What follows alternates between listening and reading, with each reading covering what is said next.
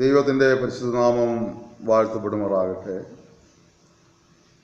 AFUPC നടത്തി വരുന്ന ദൈവോധന പ്രഭാഷണ പരമ്പരയിലൂടെ കർത്താവിൻ്റെ രണ്ടാമത്തെ വരവും അനന്തര സംഭവങ്ങളും എന്ന വിഷയം പഠിക്കാനായി ദൈവം ഒരുക്കിയ ഈ അവസരത്തിനായി ദൈവത്തെ സ്തുതിക്കുന്നു. എല്ലാ ശ്രോതാക്കൾക്കും കർത്താവായ യേശു ക്രിസ്തു ധന്യനാമത്തിലുള്ള സ്നേഹവന്ദനങ്ങളെ അറിയിക്കുകയാണ്. ഇതിനു മുമ്പ് പഠിച്ച 2 ക്ലാസ്സുകളിൽ ഒന്നാമത്തേതിൽ കർത്താവിൻ്റെ വരവിൻ്റെ ലക്ഷണങ്ങൾ, തെളിവുകൾ എന്നിവയായിരുന്നു മുഖ്യമായി പ്രതിപാദിച്ചത്. രണ്ടാമത്തെ ക്ലാസ്സിൽ കർത്താവിൻ്റെ വരവിൻ്റെ 2 ഘട്ടങ്ങളുണ്ടെന്നും മേഘപ്രത്യക്ഷത, മഹത്വപ്രത്യക്ഷത എന്നും കർത്താവിൻ്റെ വരവ് സംഭവിച്ച ശേഷമുള്ള ഈ ഭൂമിയിലെ സ്ഥിതി എന്തായിരിക്കുമെന്നും കർത്താവിൻ്റെ വരവിൽ എടുക്കപ്പെടുന്നവർ ആരൊക്കെയുള്ള വിഷയങ്ങൾ നമ്മൾ രണ്ടാമത്തെ ക്ലാസ്സിൽ പഠിക്കേണ്ടതായിത്തീർന്നു. ഈ മൂന്നാമത്തെ സെക്ഷനിൽ നമ്മൾ വീണ്ടും പഠിക്കാൻ പോകുന്നത് കർത്താവിൻ്റെ വരവിന് ശേഷം ഇപ്പോൾ സംഭവിക്കുന്ന മഹോപദ്രവ കാലഘട്ടം എന്ന ഒരു വസ്തുതയുണ്ട്. അത് എങ്ങനെ ആരെയെല്ലാം എങ്ങനെയെല്ലാം ബാധിക്കും എന്നുള്ള വിഷയമാണ് നമ്മൾ ഈ എപ്പിസോഡിൽ പഠിക്കാൻ പോകുന്നത്. ഇതിന് മുമ്പത്തെ 2 ക്ലാസ്സിൽ അറ്റൻഡ് ചെയ്യാത്തവർ യൂട്യൂബിൽ ആ മെസ്സേജുണ്ട്. Second coming of Jesus Christ part 1, second coming of Jesus Christ part 2 AFUPC channel എന്ന അതിൽ നമുക്ക് ദർശിക്കാൻ കഴിയും. നിങ്ങൾ ഈ സന്ദേശങ്ങൾ കാണുകയും ഈ മിനിസ്ട്രിയോട് പ്രാർത്ഥിക്കുകയും ഈ മിനിസ്ട്രിയെ മറ്റുള്ളവരോട് പരിചയപ്പെടുത്തുകയും ചെയ്യുന്ന കാര്യം ഞങ്ങൾ നിങ്ങളോട് അപേക്ഷിക്കുന്നു. ദൈവം നിങ്ങൾ ധാരാളമായി അനുഗ്രഹിക്കുമാറാകട്ടെ. കർത്താവായ യേശു ക്രിസ്തു ഇവിടെ വരികയും മധ്യാകാശത്ത് വരികയും സഭ ഇവിടുന്ന് എടുക്കപ്പെടുകയും മധ്യാകാശത്ത് വെച്ച് വിശുദ്ധർക്കുള്ള പ്രതിഫലദാന ചടങ്ങുകൾ നടക്കുകയെല്ലാം ചെയ്യുമ്പോൾ ഭൂമിയിൽ എതിർ ക്രിസ്തുവിൻ്റെ ഭരണം ആരംഭിക്കുകയും അന്ന് വരെ ഭൂമിയിൽ ഉണ്ടാകാത്ത വലിയ കഷ്ടങ്ങൾക്ക് ഈ ലോകം സാക്ഷ്യം വഹിക്കുമെന്ന് ദൈവത്തിൻ്റെ വചനം നമ്മളെ വളരെ വ്യക്തമായി പഠിപ്പിക്കുന്നു. ഈ കഷ്ടകാലത്തെക്കുറിച്ച് വചനം പറയുന്നത്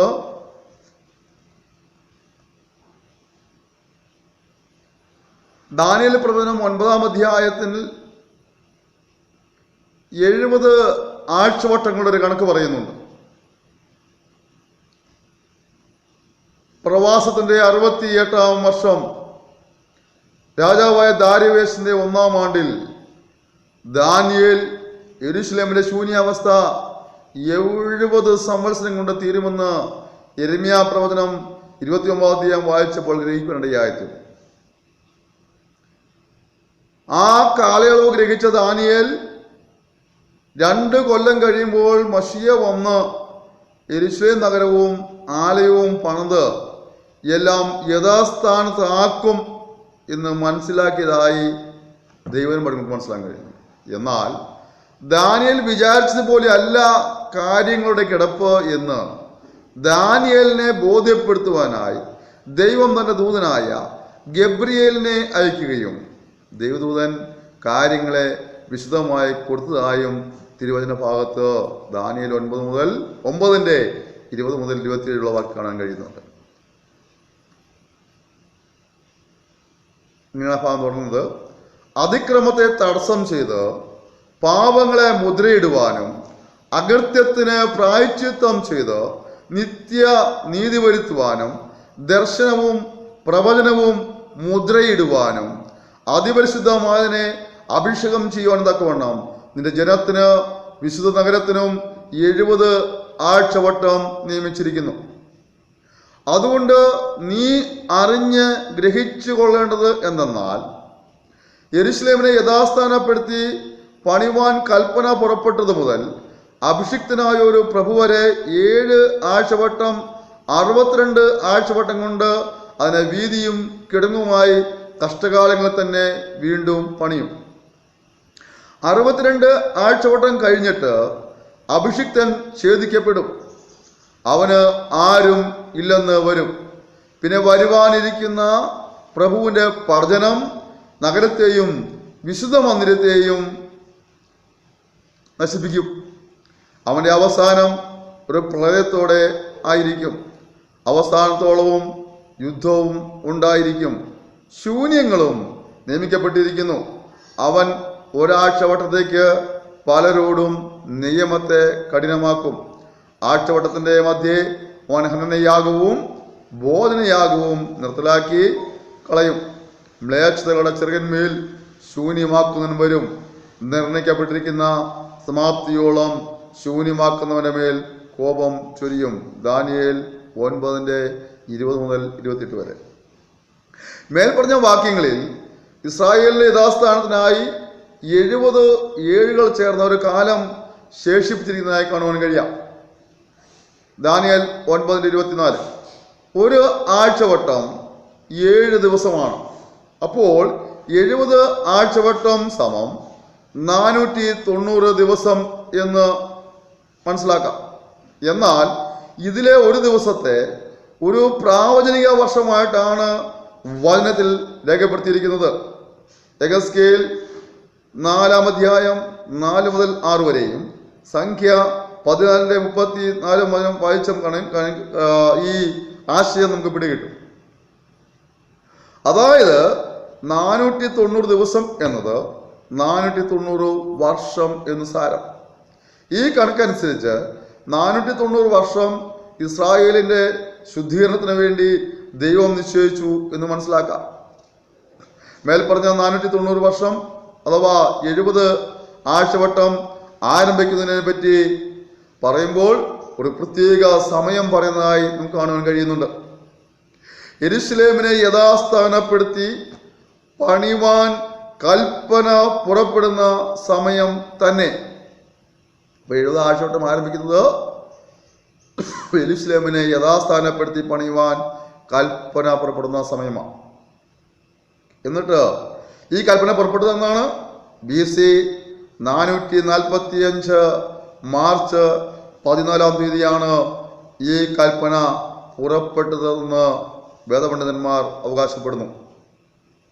അന്നു മുതൽ നമ്മുടെ കർത്താവിൻ്റെ മഹത്വ പ്രതിഷ്ഠ വരെയുള്ള കാലഘട്ടമാണ് 70 ആഴ്ചവട്ടം. 70 ആഴ്ചവട്ടത്തെ 7 + 62 + 1 എന്നിങ്ങനെയാണ് വിഭജിച്ചിരിക്കുന്നത്. ഇതിൽ 7 വാരങ്ങൾ അടങ്ങിയ 1-ാം കാലഘട്ടം യെരൂശലേമിന്റെ മതിൽ നിർമ്മിതി ചെയ്യുവാൻ വേണ്ടി വരുന്ന 49 വർഷങ്ങളെ കുറിക്കുകയാണ്. ഇങ്ങനെ തന്നെ യെരൂശലേമിനെ യഥാസ്ഥാനപ്പെടുത്തി പണിയുവാനുള്ള കൽപ്പന പുറപ്പെട്ടത് മുതൽ അഭിഷിക്തൻ ഛേദിക്കപ്പെടുന്നവരെയും 62 + 7 = 69 ആഴ്ചവട്ടം, അതായത് 69 × 7 = 483 വർഷം. ഈ 483 വർഷങ്ങളിൽ അവസാന ദിവസം അത്രേ കർത്താവ് കഴുതക്കുട്ടിയുടെ മേൽ കയറി യെരൂശലേമിലേക്ക് എഴുന്നള്ളി വന്നത്. അതിനാൽ BC 445 മുതൽ കർത്താവിന്റെ ക്രൂശ് മരണം വരേക്കും 483 വർഷം കടന്നുപോയി. ഇനി മേൽ പറഞ്ഞ 70-ാം ആഴ്ചവട്ടത്തിൽ ഒരാഴ്ചവട്ടം മാത്രമാണ് ബാക്കിയുള്ളത്. അതായത് 7 വർഷം. എന്നാൽ 69-ാം ആഴ്ചവട്ടം കഴിഞ്ഞിട്ട് 70-ാം ആഴ്ചവട്ടം ആരംഭിക്കുന്നില്ല. കാരണം യേശുവിനെ യഹൂദന്മാർ ഉപേക്ഷിച്ചതോടെ അവരോടുള്ള ഇടപാട് ദൈവം നിർത്തിവെച്ചിട്ട് സഭായുഗം അഥവാ കൃപായുഗം ആരംഭിച്ചു. ജാതികളിൽ നിന്ന് ഒരു ജനത്തെ എടുക്കുവാൻ ദൈവം തീരുമാനിച്ചു. പ്രവൃത്തി 15:14-15, റോമർ 11:25. എന്നാൽ ജാതികളുടെ പൂർണ്ണസംഖ്യ ചേർന്ന് കഴിഞ്ഞാൽ സഭ ഇവിടുന്ന് എടുക്കപ്പെടുകയും ദാവീദിന്റെ വീണുപോയ കൂടാരം പണിത് നിവർത്തുവാൻ ദൈവം അവരിലേക്ക് തിരികുകയും ചെയ്യും. അപ്പോഴാണ് 70-ാം ആഴ്ചവട്ടം ആരംഭിക്കുന്നത്. ആ 7 വർഷത്തെയാണ് മഹോപദ്ര കാലഘട്ടം എന്ന് പറയുന്നത്. വചന വെളിച്ചത്തിൽ യെരൂശലേമിന്റെ യഹൂദിന്റെ യഥാസ്ഥാനത്തിന് വേണ്ടി നിയമിക്കപ്പെട്ട 490 വർഷം. ആ 70 ആഴ്ചവട്ടം അഥവാ 490 വർഷത്തിൽ ദൈവിക കാര്യപരിപാടിയുടെ ഭാഗമായിട്ട് അതിൽ 483 വർഷം കർത്താവായ യേശു ക്രിസ്തു ക്രൂശിക്കപ്പെടുന്ന അന്ന് വരെയുള്ള ദിവസങ്ങളുമായി കഴിഞ്ഞു. എന്നാൽ യേശു ക്രൂശിക്കപ്പെട്ടതിൻ്റെ പിറ്റേ ദിവസം മുതൽ അടുത്ത 7 വർഷം 70-ാം ആഴ്ചവട്ടം തികയ്ക്കുക എന്നതിന് പകരമായിട്ട് യേശുവിൻ്റെ ക്രൂശീകരണം മുതൽ കുറച്ചു കാലം കർത്താവ് സഭായുഗമായി കൃപായുഗമായി ജാതികളുടെ രക്ഷയ്ക്ക് വേണ്ടി തൻ്റെ കാര്യപരിപാടികൾ ജാതികളിലേക്ക് തിരിഞ്ഞ് ആ കാലഘട്ടത്തെ കൃപായുഗം അഥവാ സഭായുഗം എന്ന് വിശേഷിപ്പിക്കുന്നു. എന്നാൽ കൃപായുഗം അല്ലെങ്കിൽ സഭായുഗം എന്നുള്ള ഈ കാലഘട്ടത്തിന് ഒരു ഫുൾ സ്റ്റോപ്പ് ഇടും. അന്ന് കർത്താവ് വരും, രണ്ടാമത് വരും. കർത്താവ് ഏത് നിമിഷം വരുന്നോ അതേ സെക്കൻഡിൽ യഹൂദിൻ്റെയുള്ള ബന്ധത്തിൽ ബാക്കി നിൽക്കുന്ന 7 വർഷത്തെ കാര്യപരിപാടി ആരംഭിക്കും. ജാതികളിൽ നിന്ന് ഒരു സമൂഹത്തെ ദൈവത്തിന് വേണ്ടി ഒരുക്കിയെടുക്കുവാൻ വേണ്ടി കൃപായുഗം അഥവാ സഭായുഗം നിയമിച്ച ദൈവം തൻ്റെ പുത്രനെ വീണ്ടും ഈ ഭൂമിയിലേക്ക് അയക്കുന്ന സന്ദർഭത്തിൽ ആ കൃപായുഗത്തിന് തിരശ്ശിലയിടുകയും യഹൂദിനുള്ള ബന്ധത്തിൽ ദാവീദിന്റെ വീണുപോയ കൂടാരത്തെ പണിതുയർത്തുവാനായി അവൻ അവരിലേക്ക് ശ്രദ്ധയെ തിരിക്കുമെന്ന് വചനം നമ്മെ പഠിപ്പിക്കുന്നു. അങ്ങനെയുള്ള ആ അവസാനത്തെ ഈ 7 വർഷത്തിൻ്റെ പറയുന്ന പേരാണ് മഹോപദ്രവ കാലഘട്ടം. ഈ മഹോപദ്രവം ആർക്കാണ്? ലോകത്ത് അന്നുള്ള എല്ലാ ജനത്തിനും ഇത് ബാധകമാണെങ്കിലും യഹൂദന്മാർക്കാണ് ഇതിൽ കൂടുതൽ ബുദ്ധിമുട്ട് അനുഭവിക്കേണ്ടി വരിക.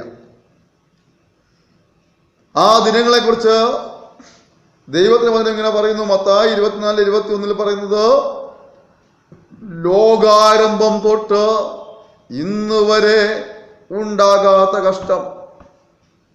കർത്താവായ യേശു ക്രിസ്തുവിന്റെ രണ്ടാമത്തെ വരവിൽ കാഹളം ധരിക്കുവാനും രൂപാന്തരപ്പെടുവാനും ഭാഗ്യം ലഭിക്കാത്ത ഏതൊരു വ്യക്തിയും ഇന്ന് വരെ ലോകത്തിൽ ഉണ്ടായിട്ടില്ലാത്ത ഏറ്റവും വലിയ കഷ്ടദിനങ്ങളിലേക്കാണ് പ്രവേശിക്കുന്ന കാര്യം നാം മറന്നു പോകരുത്. ഇസ്രായേലിനുള്ള ബന്ധത്തിൽ വചനം ഇങ്ങനെ പറയുന്നു. യിരെമ്യാവ് 30:4 മുതൽ 7 വരെ വായിക്കുമ്പോൾ യാക്കോബിന്റെ കഷ്ടകാലം എന്നാണ് ആ ഭാഗത്ത് പറയുന്നത്. അത് ഇരുട്ടും അന്ധകാരവുമുള്ള ദിവസമെന്ന് യോവേൽ 2:1-2 വാക്യങ്ങൾ പറയുന്നു. മാലാഖി 4:1 പറയുന്നു, ചൂള പോലെ കത്തുന്ന ഒരു ദിവസമാണിത്. ദാനിയേൽ 12:1 പറയുന്നു, ഒരു ജാതി ഉണ്ടായത് മുതൽ ഇന്ന് വരെ ഉണ്ടാകാത്ത കഷ്ടം. മർക്കോസ് 13:17 അത് സപ്പോർട്ട് ചെയ്യുന്നു. എന്നാൽ മഹോദര കാലഘട്ടത്തിൽ സഭ ഒരിക്കലും അതിൽ അകപ്പെടുകയില്ല. മഹോദര കാലഘട്ടത്തിൽ സഭ അതിലകപ്പെടാത്തതിനാൽ ഞാനിത് സ്തുതിക്കുകയാണ്.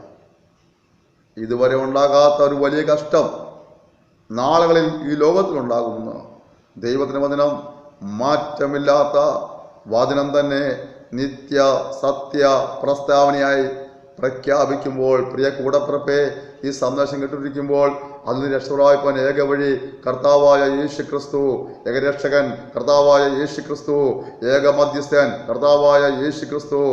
അവനിലൂടെ അല്ലാതെ രക്ഷ സാധ്യമല്ല. അവനിൽ വിശ്വസിക്കുവാനും അവനെ അംഗീകരിക്കുവാനും അവനെ അനുഗമിക്കുവാനും മനസ്സുണ്ടെങ്കിൽ ഈ നിത്യ കഷ്ടതയിൽ നിന്ന് നിനക്ക് വിടുതൽ പ്രാപിപ്പാൻ കഴിയും.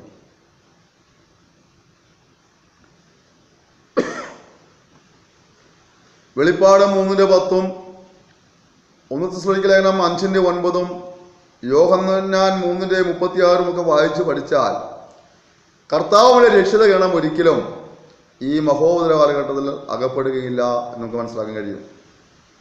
നോഹയുടെ കാലഘട്ടത്തിൽ ദൈവം ന്യായവിധി അയച്ചു. അന്നുണ്ടായിരുന്ന ബഹുഭൂരിപക്ഷം പേർ, അല്ല നോഹ എന്ന് പറയുന്ന വ്യക്തിയുടെ കുടുംബം ഒഴികെ ബാക്കിയുള്ളവരെല്ലാം ന്യായവിധിക്ക് ഇരയായി തീർന്നു. പക്ഷേ ദൈവത്തിന്റെ രക്ഷിതഗണത്തെ ദൈവം പെട്ടകത്തിൽ സൂക്ഷിപ്പാനിടയായി തീർന്നു. ലോത്തിന്റെ കാലഘട്ടത്തിൽ സോദോം ഗോമോര ജീവിച്ചിരുന്ന മനുഷ്യനെ മുഴുവനെയും തമ്പുരാൻ തീയക്ക് ദഹിപ്പിക്കാനിടയായി തീർന്നു. പക്ഷേ ലോത്തിനെ കുടുംബത്തെയും അബ്രഹാമിന്റെ മധ്യസ്ഥ പ്രകാരം കർത്താവ് രക്ഷിപ്പാനിടയായി തീർന്നു. എന്നാൽ അനുസരണക്കേട് കൊണ്ട് ലോത്തിന്റെ ഭാര്യ നഷ്ടപ്പെട്ടു പോയി. എന്നാൽ ദൈവം അവരെ രക്ഷിപ്പാനായി പദ്ധതി ഒരുക്കിയിരുന്നു.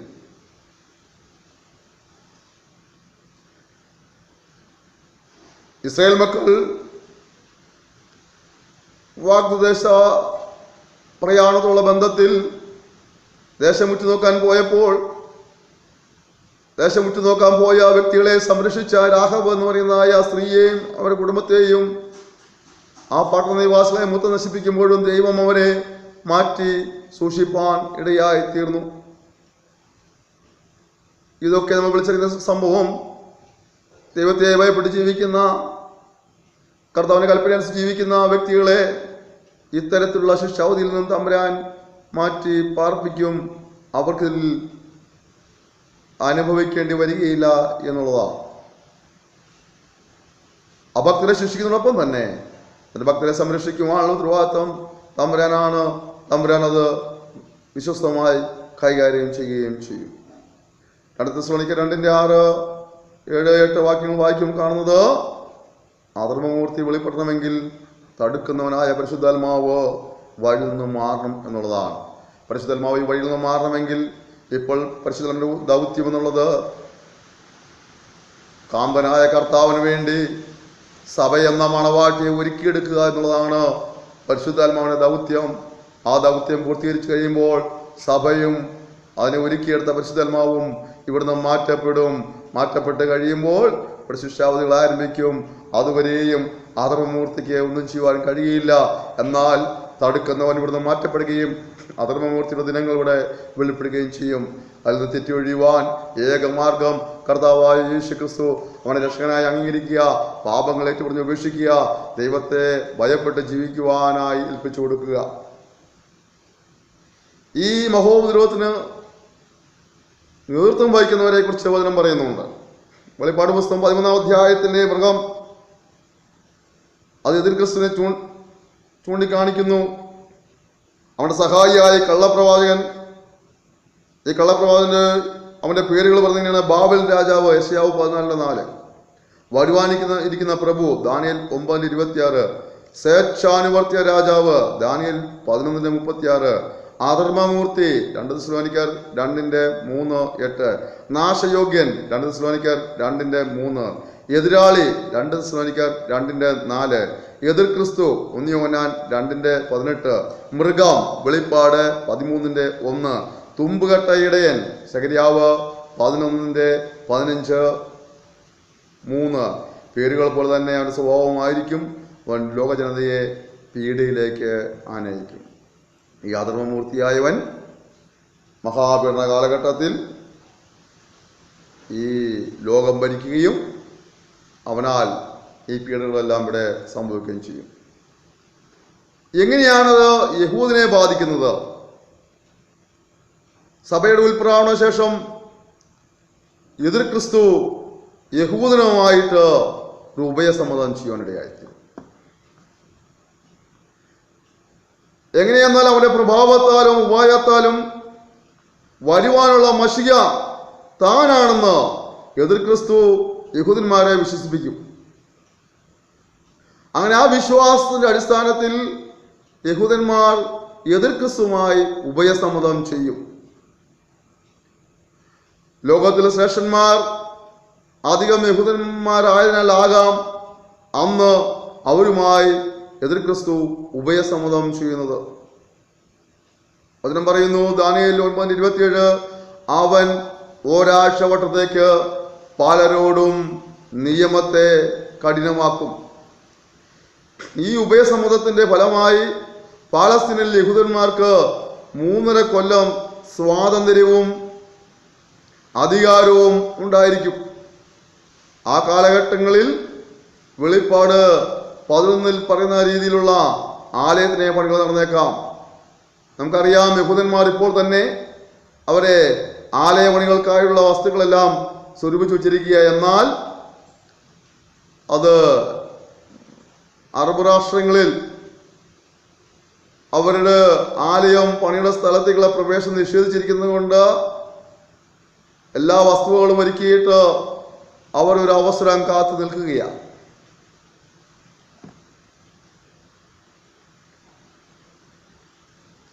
അങ്ങനെ ഈ 3.5 കൊല്ലത്തിന് ശേഷം ആകാശത്ത് നിന്ന് വീണ സാത്താൻ എതിർ ക്രിസ്തുവിന്റെ മേൽ വരികയും അവന്റെ സ്വഭാവത്തിന് മാറ്റം വരികയും ചെയ്യും. അവന്റെ മൃഗസ്വഭാവം പ്രത്യക്ഷമാവും. യഹൂദനോട് ചെയ്ത ഉടമ്പടി അവൻ ലംഘിക്കും. ദേവാലയത്തിൽ നടന്നുകൊണ്ടിരിക്കുന്ന യാഗത്തെ നിർത്തലാക്കും. വചനം പറയുന്നു, ദാനിയേൽ 9:27, ആഴ്ചവട്ടത്തിന് മധ്യേ അവൻ ഹനനയാഗവും ഭോജനയാഗവും നിർത്തലാക്കി കളയും. ശൂന്യമാക്കുന്ന മ്ലേച്ഛത വിശുദ്ധ സ്ഥലത്ത് നിൽക്കുന്നത് നിങ്ങൾ കാണും. മത്തായി 24:15. അത് സൈന്യത്തിന്റെ അധിപതിയോളം തന്നെത്താൻ വലുതാക്കി അവനുള്ള നിരന്തര ഹോമയാഗം അപഹരിക്കുകയും അവന്റെ വിശുദ്ധ മന്ദിരം ഇടിച്ചു കളയുകയും ചെയ്തു. അതിക്രമം ഹേതുവായി നിരന്തര ഹോമയാഗത്തിനെതിരായി ഒരു സേവ നിയമിക്കപ്പെടും. ദാനിയേൽ 8:10 മുതൽ 12 വരെ. കർത്താവിന്റെ വരവിൽ എടുക്കപ്പെടാത്തവരെല്ലാവരും കൂടി ഒരു ഏകമതം ആരംഭിക്കുകയും അതിന്റെ പരമാധീശൻ സർവസമ്മതനായ ഒരു വ്യക്തി ആയിരിക്കുകയും ഒടുവിൽ എതിർ ക്രിസ്തു അവനെ കീഴ്പ്പെടുത്തി ഭരണവും വസ്തുവകകളും പിടിച്ചെടുക്കുകയും ചെയ്യും. കർത്താവിന് വരെ സംഭവിച്ച സഭ എടുക്കപ്പെട്ട ശേഷം ലോകത്താകമാനമുള്ള ജനങ്ങളിൽ യഹൂദനുമായിട്ട് എതിർ ക്രിസ്തു ഉടമ്പടി ചെയ്ത് ആദ്യത്തെ 3.5 കൊല്ലം വലിയ പ്രശ്നങ്ങളൊന്നുമില്ലാതെ മുന്നോട്ട് പോവുകയും 3.5 കൊല്ലം കഴിയുമ്പോൾ യഹൂദന്റെ ആരാധനയെ നിർത്തലാക്കുന്ന രീതിയിൽ ആലയത്തിൽ ഇവനെ നമസ്കരിക്കണം എന്ന രീതിയിലുള്ള ഇടപെടലുണ്ടാകുമ്പോൾ യഹൂദിനെ സംബന്ധിച്ചിടത്തോളം ദൈവത്തെ അല്ലാതെ മറ്റാരെയും സെവിക്കുവാനുള്ള താല്പര്യമില്ലാത്തത് കൊണ്ട് ഈ ഉടമ്പടിയുടെ മേൽ ഇവർ തമ്മിൽ അഭിപ്രായ ഭിന്നതകളുണ്ടാകും, വ്യത്യാസങ്ങളുണ്ടാകും. അത് വെളിച്ചത്തിൽ യഹൂദനെ ഇവർ ഉപദ്രവിക്കുവാൻ തുടങ്ങും. ആ മഹോദര കാലഘട്ടത്തിൽ ഭൂമിയുടെ അവസ്ഥ വെളിപ്പാട് 6:12 പറയുന്നു, അന്ന് ഭൂകമ്പങ്ങൾ ഉണ്ടാകും. മത്തായി 24:29 പറയുന്നു, സൂര്യൻ ഇരുണ്ടുപോകും. പ്രവൃത്തി 2:19 മുതൽ 20 വരെയും, യോബേൽ 3:15, യെശയ്യാവ് 13:10, വെളിപ്പാട് 6:13 ഈ അനുഭവം കുറിച്ച് പ്രതിപാദിക്കുന്നുണ്ട്. എതിർ ക്രിസ്തുവിൽ നിന്ന് വലിയ പീഡനമുണ്ടാവും. വെളിപ്പാട് 6:3 മുതൽ 4 വരെയും, മത്തായി 24:9 നമ്മൾ വായിക്കുന്നു, എതിർ ക്രിസ്തുവിനാൽ വളരെ ഉപദ്രവമുണ്ടാകും. ക്ഷാമം, സാംക്രമിക രോഗങ്ങൾ, വന്യമൃഗശല്യം എന്നിവയുണ്ടാകും. വെളിപ്പാട് 6:5 മുതൽ 8 വരെയും, ലൂക്കോസ് 21:11, എഗസ്കേൽ 14:21, വെളിപ്പാട് 6:12 മുതൽ 17 വരെ, ഹോശയ്യ 10:8 ഈ ഭാഗം വായിക്കുമ്പോൾ ക്ഷാമവും സാംക്രമിക രോഗങ്ങളും വന്യമൃഗശല്യവും ആ കാലം ഉണ്ടാകുമെന്ന് കാണാൻ കഴിയുന്നു.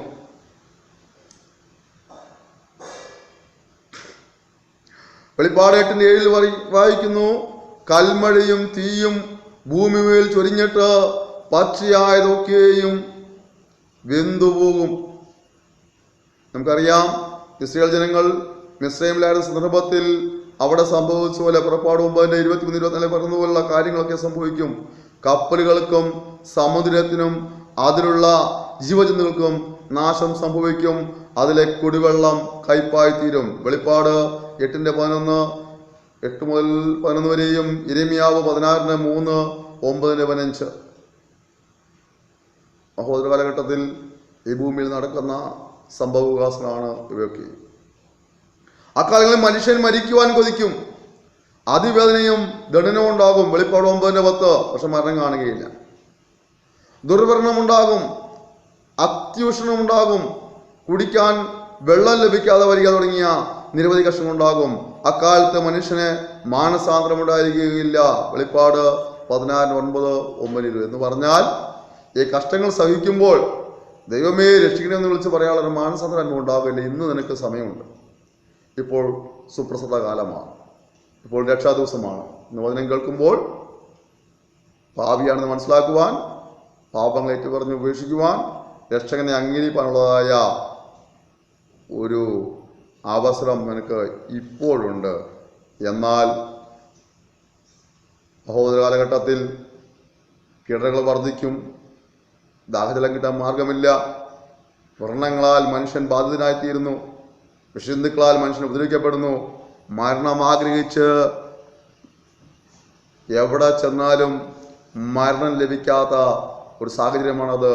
പ്രിയ കൂടപ്പിറപ്പെ, അത്തരത്തിലുള്ള ഒരു വലിയ ഉപദ്രവ കാലഘട്ടത്തിലേക്ക് ചെന്ന് പതിക്കാതിരിപ്പാൻ ഇന്ന് തന്നെ യേശു ക്രിസ്തുമായി വ്യക്തിപരമായ ബന്ധം സ്ഥാപിച്ചെടുത്ത് പാപങ്ങൾ ഏറ്റുപറഞ്ഞ് ഉപേക്ഷിച്ച് ദൈവത്തെ ഭയപ്പെട്ട് ജീവിക്കുക. അതിനാൽ നിനക്ക് അതിൽ നിന്നെല്ലാം രക്ഷകരായിപ്പാനിടയായിത്തീരും. അങ്ങനെ മഹോദര കാലഘട്ടത്തിൽ മനുഷ്യൻ കഷ്ടയുടെ നടുവിൽ നിലവിളിക്കുമ്പോൾ യേശു ക്രിസ്തു വിശുദ്ധന്മാരും ഒലിവുമലയിൽ പ്രത്യക്ഷമായ വാർത്ത അതിൽ ക്രിസ്തു കേൾക്കും. യഹൂദന്റെ നിലവിളിയാണ്, യഹൂദനാണ് കഷ്ടം. അവരുടെ ജീവിതത്തിൽ അവർ അനുഭവിക്കാത്ത കഷ്ടങ്ങൾ കടന്നുപോയിക്കൊണ്ടിരിക്കുമ്പോൾ അവർ നിലവിളി ആരംഭിക്കും. മശിഹയെ അവർ അന്വേഷിക്കും. മശിഹയായി വന്നവനെ അവർ അംഗീകരിച്ചില്ല. അവനെ കുത്തിത്തുളയ്ക്കാനിടയായിത്തീർന്നാൽ വീണ്ടും അവങ്ങൾക്ക് നോക്കുന്ന, കർത്താവിനെ വിളിച്ചപേക്ഷിക്കുന്ന ഒരു യഹൂദന്റെ ജീവിതത്തിന്റെ അനുഭവമാണ് ആ സന്ദർഭങ്ങൾ. അവന്റെ നിലവിളിയുടെ ശബ്ദം കേട്ട് അവനെ രക്ഷിപ്പാനായ കർത്താവായ യേശു ക്രിസ്തു വിശുദ്ധന്മാരുമായി ദൂതന്മാരുമായി ഒലിവുമലയിൽ ഇറങ്ങി വരും. യേശു ഒലിവുമലയിൽ ഇറങ്ങി വന്ന ചരിത്രം എതിർ ക്രിസ്തു കേൾക്കും. അവരും കേൾക്കുന്നത് എതിർ ക്രിസ്തു പല രാജ്യങ്ങളുമായി യുദ്ധം ചെയ്ത് ജയമെടുത്തവനായ മിസ്രൈമിൽ നിന്ന് യുദ്ധം ചെയ്ത് മടങ്ങുന്ന അവസരത്തിലായിരിക്കും യേശു ഒലിവുമലയിൽ പ്രത്യക്ഷനായ ചരിത്രം ഈ എതിർ ക്രിസ്തു കേൾക്കുന്നത്. ദാനിയേൽ 11-ാം അധ്യായം 40 മുതൽ 44 വചനങ്ങൾ. യെരൂശലേമിന്റെ പരിസരങ്ങളിൽ നിന്ന് കേൾക്കുന്ന ഈ ശബ്ദം മുഖാന്തരമായി അവൻ പരിഭ്രമിച്ചുകൊണ്ട് തന്റെ സൈന്യത്തെ യെരൂശലേമിലേക്ക് നയിക്കും.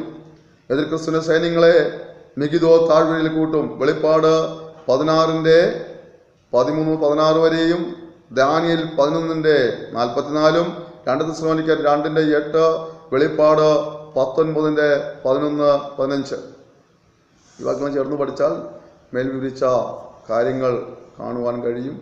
അങ്ങനെ അവൻ വന്ന് യേശു ക്രിസ്തുമായി നടത്തുന്ന യുദ്ധത്തിന്റെ പേരാണ് ഹർമഗദ്ദോൻ യുദ്ധം.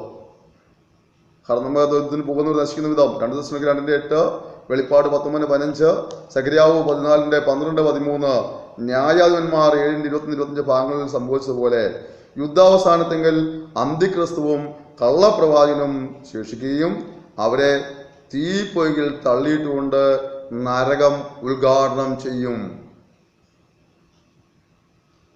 യേശുമാൾ യുദ്ധത്തിൽ എതിർ ക്രിസ്തു തോൽക്കുന്നു. അവരെ തമ്പുരാൻ തീപ്പൊയ്കിൽ തള്ളിയിട്ട് നരകം ഉദ്ഘാടനം ചെയ്യും.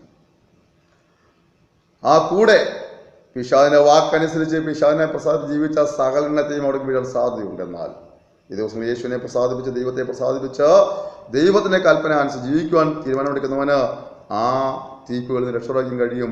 നിനക്ക് ഇതുവരെ ജീവിതത്തിൽ അങ്ങനെ ഒരു അനുഭവം ഉണ്ടായിട്ടില്ലെങ്കിൽ പ്രിയ സ്നേഹിത, ഈ സമയം യേശുള്ള വിശ്വാസ ആത്മരക്ഷ കരസ്ഥമാക്കുവാൻ ഏൽപ്പിച്ചു കൊടുക്കുക.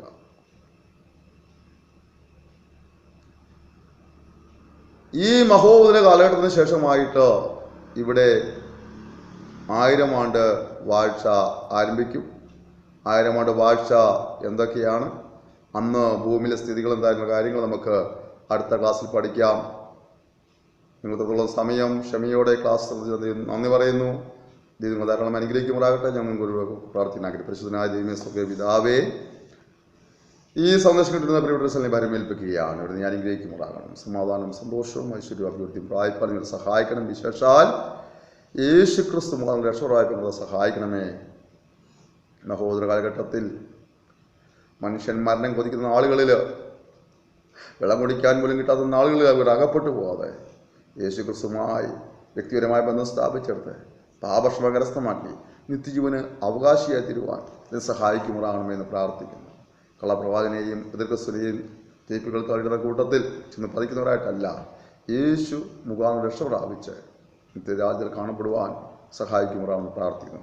അവർ ഇന്നും നേരിടുന്ന വിഷയങ്ങളുമേൽ കർത്താവ് അവർക്ക് അത്ഭുതങ്ങളെ പ്രവർത്തിക്കണമേ. രോഗികളെ സൗഖ്യമാക്കി ദുഃഖിതരെ ആശ്വസിപ്പിച്ചും കർത്താവ് വഴിയെടുത്തുമാറാണെന്ന് പ്രാർത്ഥിക്കുന്നു. നീ തന്ന അധികാരത്താൽ ഈ സമൂഹത്തെ പിതാവിൻ്റെയും പുത്രൻ്റെയും പരിശുദ്ധ ആത്മാവിൻ്റെ നാമത്തിലടിയെ അനുഗ്രഹിച്ച് പ്രാർത്ഥിക്കുന്നു. ഒരു അനുഗ്രഹ വിഷയമാക്കണം കർത്താവേ. ഇതൊരിക്കൽ സ്തോത്രം യേശുവിൻ്റെ നാമത്തിൽ തന്നെ. നിങ്ങൾ ഈ സന്ദേശം കേട്ടുകൊണ്ടിരിക്കുമ്പോൾ തന്നെ ഇത് മറ്റു പലരോടും പരിചയപ്പെടുത്തുക. ഈ മിനിസ്ട്രി ഓർത്ത് പ്രാർത്ഥിക്കുക. നിങ്ങളെ കഴിയുന്ന നിങ്ങളെ സഹായിക്കുക. അനേകരിലേക്ക് ദൈവവചനം എത്തിച്ചു കൊടുക്കുവാൻ അത് ഞങ്ങൾക്കൊരു പ്രോത്സാഹനമായിരിക്കും. നിങ്ങളുടെ സഹകരണം പ്രതീക്ഷിച്ചുകൊണ്ട് ഞങ്ങൾ വാക്കുകൾ അവസാനിപ്പിക്കുന്നു. നിങ്ങൾക്ക് ഏത് നിലകളിൽ ഒരു പ്രാർത്ഥനാ സഹായം ആവശ്യമാണെങ്കിൽ, പതിനം പഠിക്കുവാനോ കൗൺസിലിങ്ങോ ആവശ്യമാണെങ്കിൽ ദയവായി ഞങ്ങളെ വിളിക്കുക. ഞങ്ങളുടെ ഫോൺ നമ്പർ 94 46 620 645 94 46 620 645. നമ്മുടെ സഹകരണങ്ങൾ വീണ്ടും പ്രതീക്ഷിക്കുന്നു. ദൈവം നിങ്ങൾ ധാരാളമായി അനുഗ്രഹിക്കുമാറാകട്ടെ. Thank you.